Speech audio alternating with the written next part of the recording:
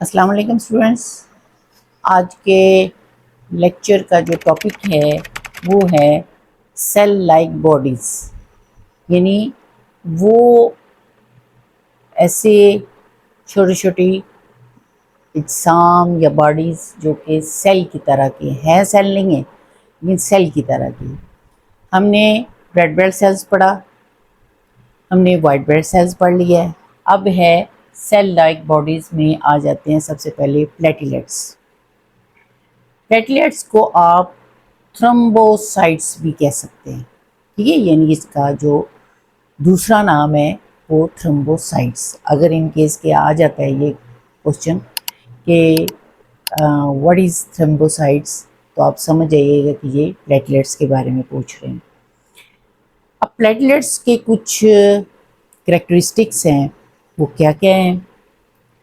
असल में जब मैंने कहा है कि these are not a cells, these are the fragments of bone marrow, क्योंकि ये बोन मैरो में बनते हैं इसलिए ये उसके फ्रेगमेंट्स हैं, ये छोटे छोटे टुकड़े हैं।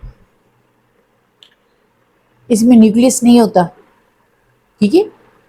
और लाइफ स्पैन जो इसकी है वो 7 to 12 डेज है, यानी 7 से लेके 12 दिन इसकी लाइफ साइकिल है जो भी है। इसमें इसके बाद ये डेड हो जाते हैं, फिर न्यू जो है ना वो बनते हैं। एक नॉर्मल इंसान के ब्लड में प्लेटलेट्स की मकदार जो है वो 2500 होती है, 250,000, ठीक है। तो मैंने इसी तरह आपको रेड ब्लड सेल्स के में बताया कि वो उसमें कितनी तादाद थी, वाइट ब्लड सेल्स की कितनी तादाद है, एंड देन प्लेटलेट्स की कितनी तादाद है। तो अब प्लेटलेट्स का काम जो मोस्टली जो इसका काम होता है वो है क्लॉटिंग करना, ठीक है। इसमें ये जो है ना ये क्लॉट करते हैं, ठीक है, उसको जमने में मदद देता है। अगर कम होगा ये प्लेटलेट्स की तादाद जब कम होगी तो उससे क्या होता है कि जो ब्लड है वो थिन हो जाता है और वो बॉडी में से यानी नाक के रास्ते, मुंह के रास्ते निकलना शुरू हो जाता है, ठीक है। ये ज़्यादातर वर्स कंडीशन में होता है जब डेंगू होता है। डेंगू में अक्सर जो है ना प्लेटलेट्स की तादाद जो है ना वो कम हो जाती है। तो प्लेटलेट्स के बारे में ये हमने थोड़ा सा इसकी इंफॉर्मेशंस थी जो मैंने आपको दी। अब आ जाता है हमारा इसी टॉपिक में ही आ जाता है clot. What is a clot? Clot क्या चीज़ है, ठीक है। क्लॉट जो है ये आपको पता है कि वैसे इसको कहते हैं कि एक छोटा सा जमा हुआ लोथड़ा सा समझ लें कि खून जो है ना वो जम जाता है, ये हमें नज़र आता है कि ये वो है। असल में है क्या चीज़?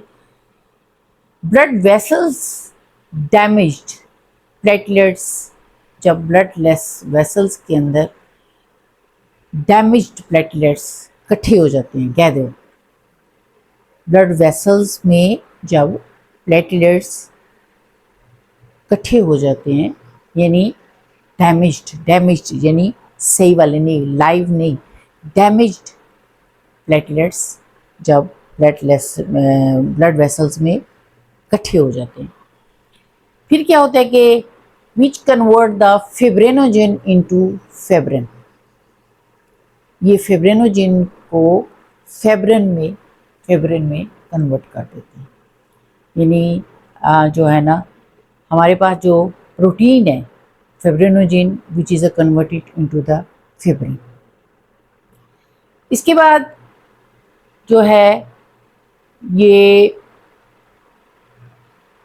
हमारे पास fibrin form net and traps RBC.